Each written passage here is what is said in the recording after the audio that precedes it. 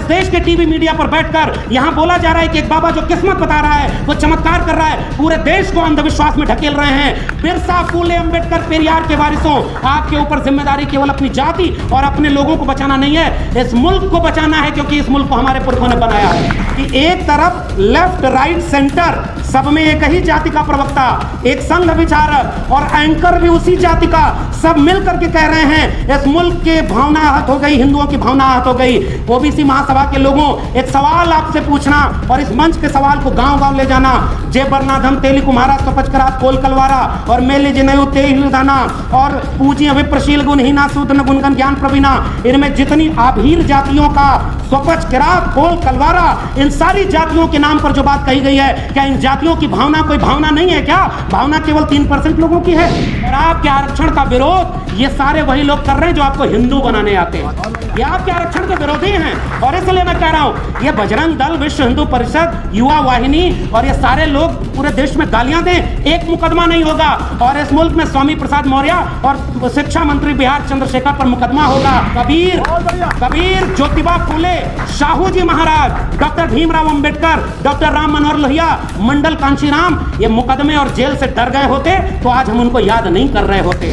कोई सांप्रदायिक दंगा और मंदिर मस्जिद की लड़ाई इस मुल्क के कमेरा 90% लोगों की लड़ाई नहीं है, क्योंकि वहां हमें अपमानित किया गया है और उस अपमान को हम बोले भी ना। हमसे कहा जा रहा है कि भावना आहत कर दिया।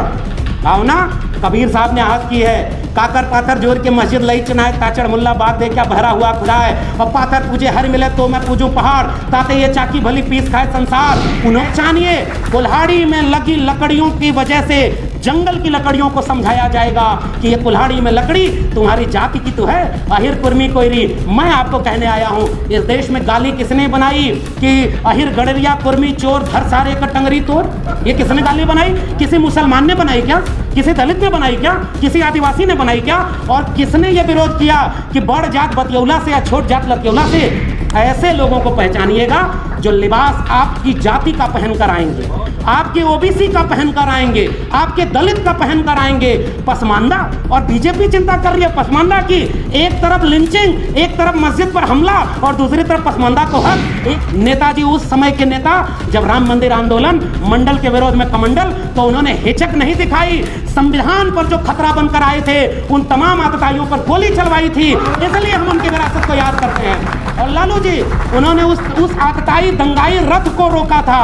हम कमजोर नहीं हैं, हाँ वो ताकतवर जरूर हो गए हैं। घर घर मंडल कमीशन की रिपोर्ट पहुंचाइए, घर घर भारत का संविधान पहुंचाइए। और जिस तरह से इन झूठे लोगों ने कहा हर घर तिरंगा, हर हाथ तिरंगा, 26 जनवरी पर एक बार यह भी बोल देते हर घर संविधान और घर घर संविधान। आपसे केवल एक गुजारिश, जहां जहां आपके घर में धार्मिक ग्रंथ रखे हैं उन सब की बगल में भारत का संविधान और मंडल कमीशन रख दीजिए, आधा काम उसी समय हो जाएगा।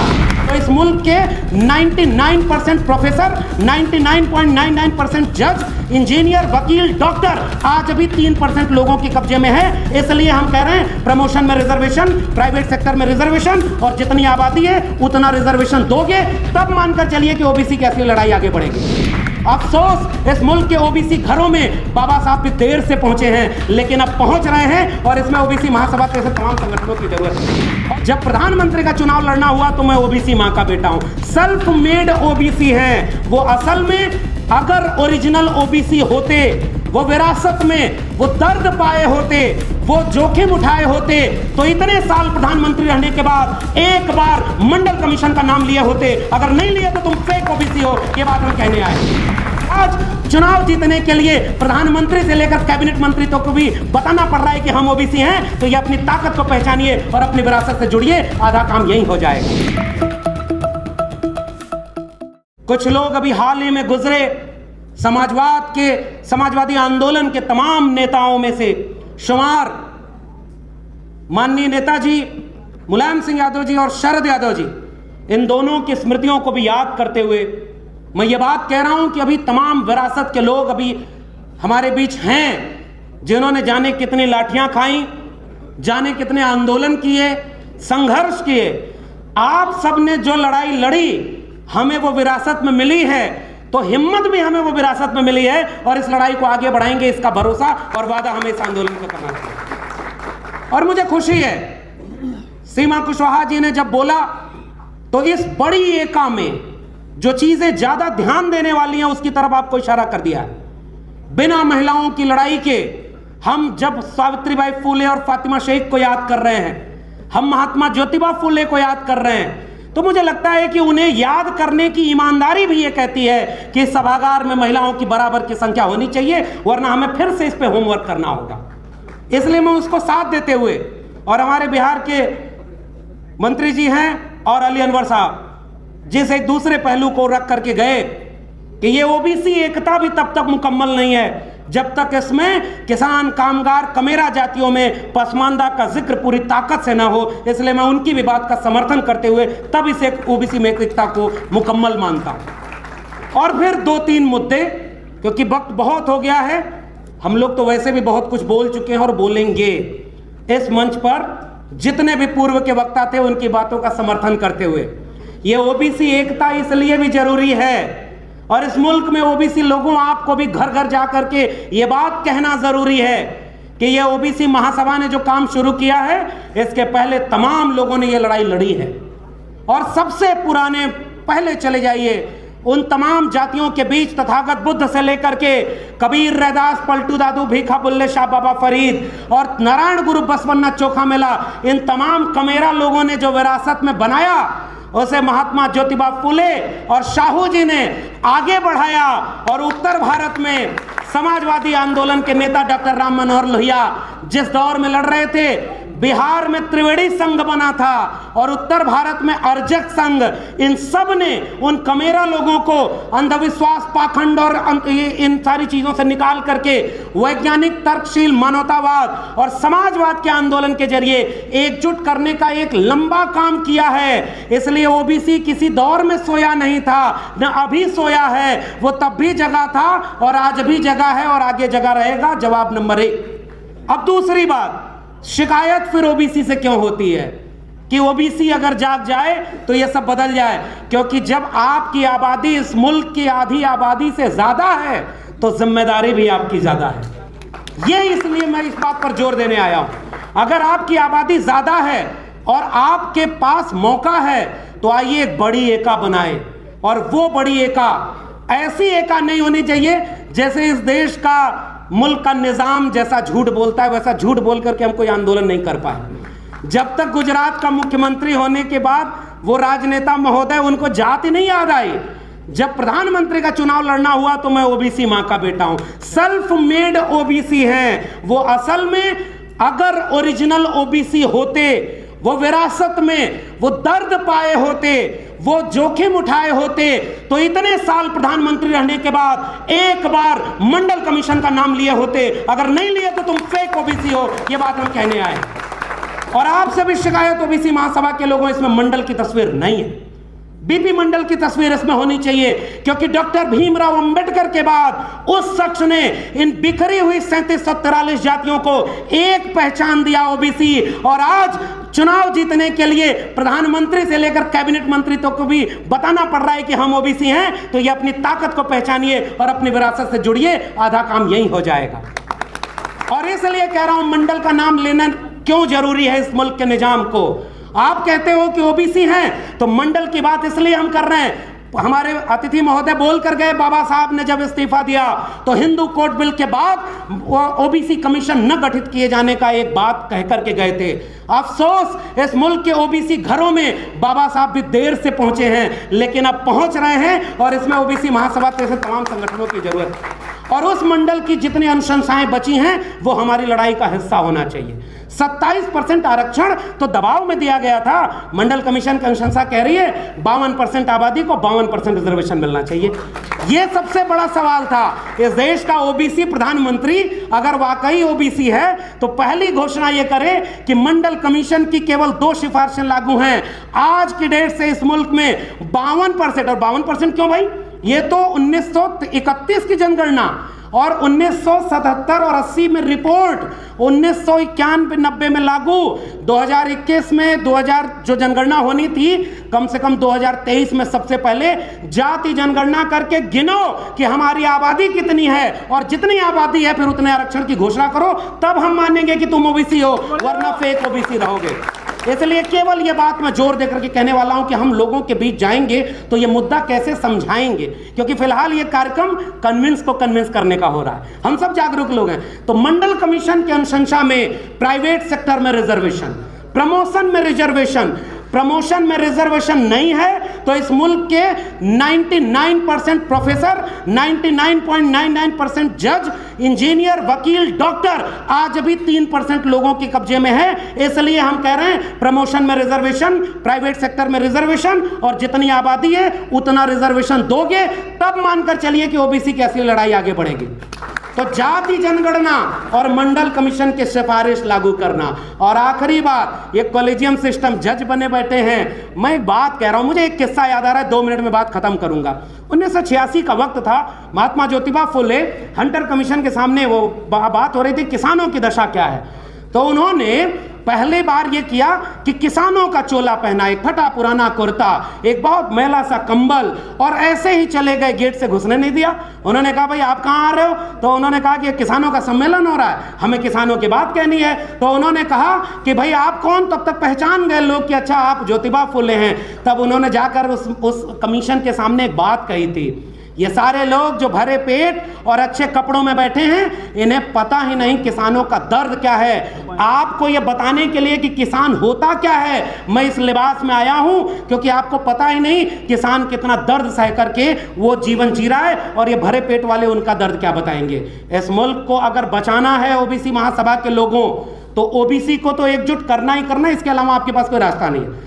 जब भारत बर्बाद होगा, संविधान बर्बाद होगा, तो कितनी भी बड़ी जाति की महासभा होगी, एक दिन उसका भी नंबर आएगा। इसलिए जाति के सम्मेलनों से तो ये बचाव नहीं होने वाला।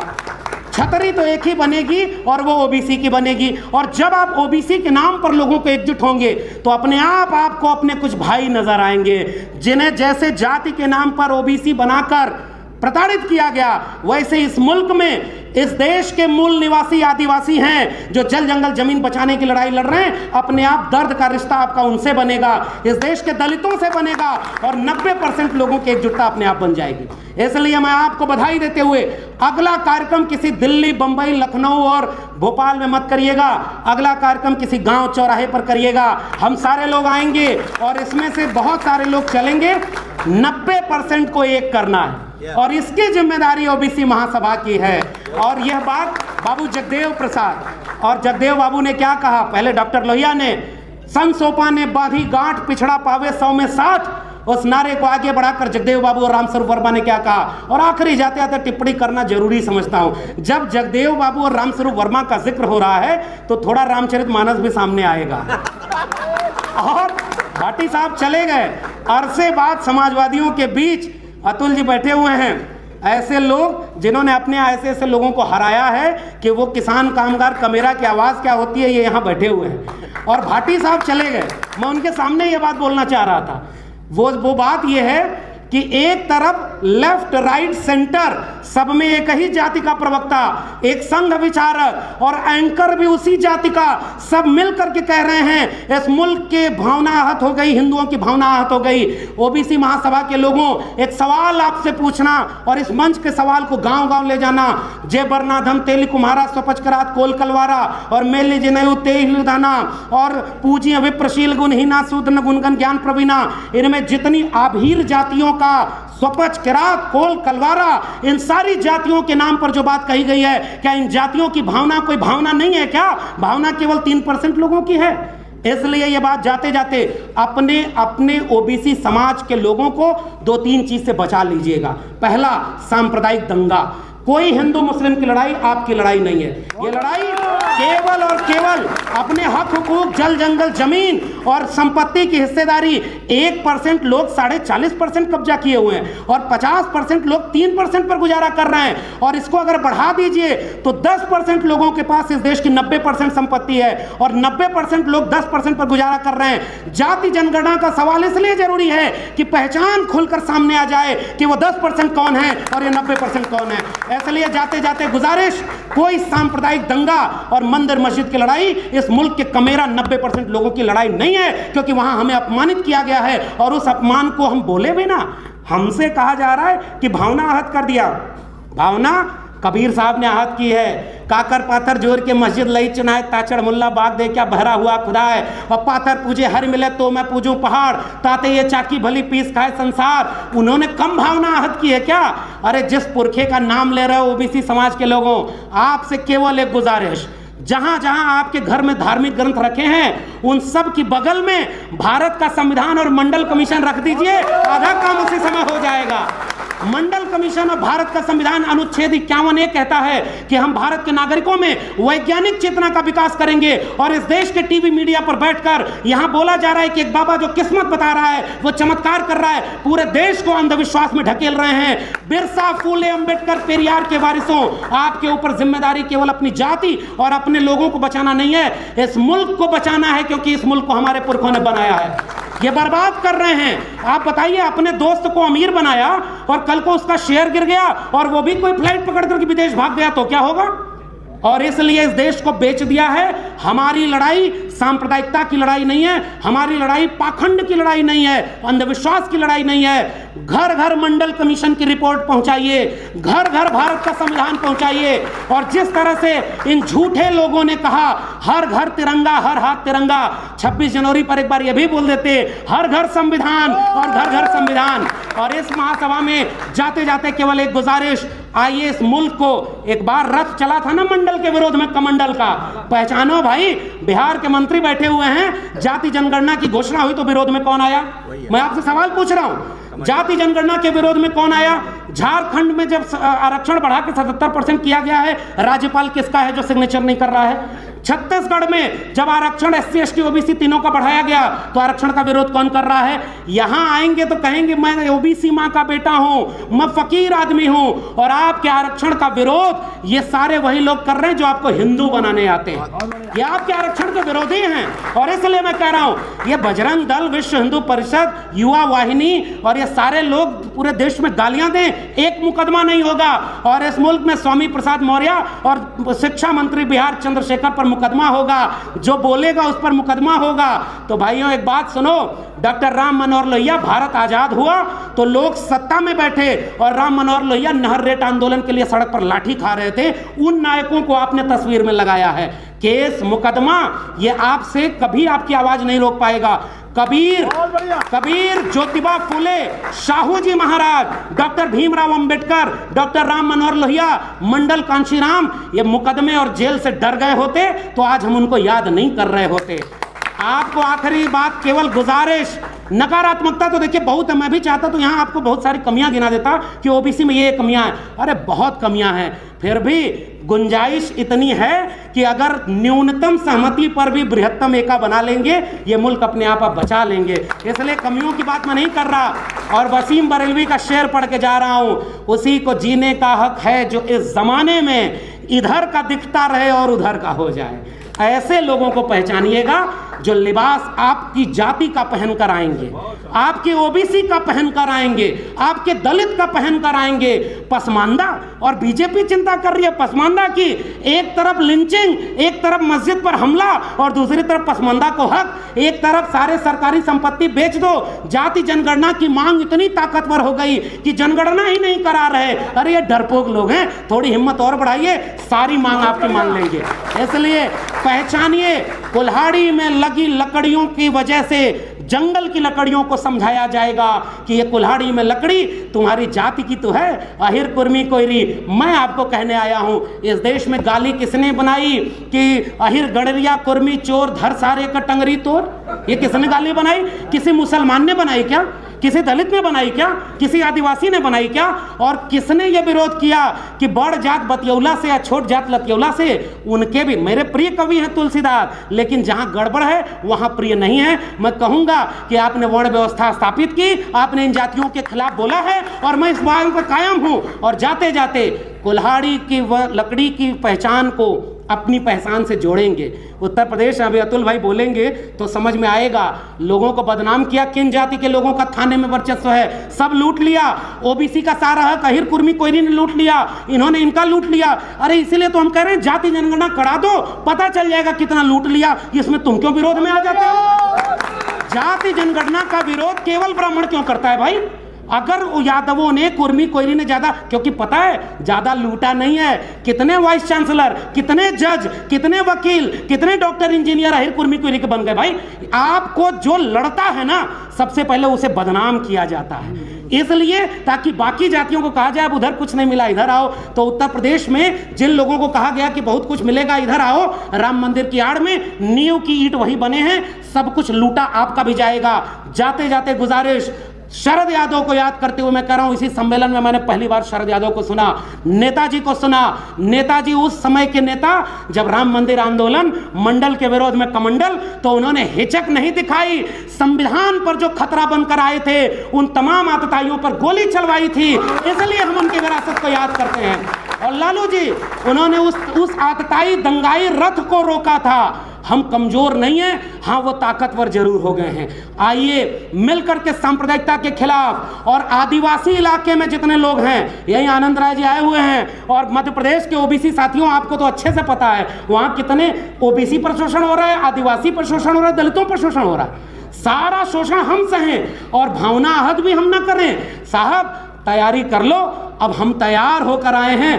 बिरसा, फूले, अंबेडकर, पेरियार के वारिस, जितना भावना आहत गुलामगिरी ने नहीं किया, जितनी भावना आहत एनिलेशन ऑफ कास्ट में बाबा साहब ने नहीं किया, उसकी आधी भी भावना अगर हम आहत कर दिए तो ये मुल्क 90% कमेरा लोगों का बन जाएगा। इसलिए शरद यादव को याद करते हुए कह रहा हूं, अब हमें नाक छोटी करनी होगी और दिल बड़ा करना होगा।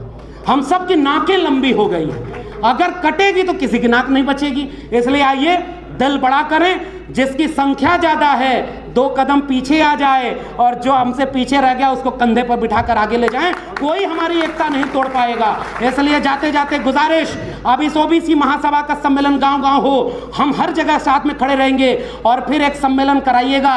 ओबीसी महासभा आदिवासी संगठन और दलित संगठनों को मिलाकर कराइएगा। 90% लोगों का संगठन, मिलकर लड़ेंगे, मिलकर बचाएंगे। ये मुल्क हमारे पुरखों ने बनाया, हम उसे बचाएंगे ताकि आने वाली पीढ़ियां हमें नालायक नहीं। आपने मुझे बोलने का मौका दिया, बहुत बहुत धन्यवाद, शुक्रिया।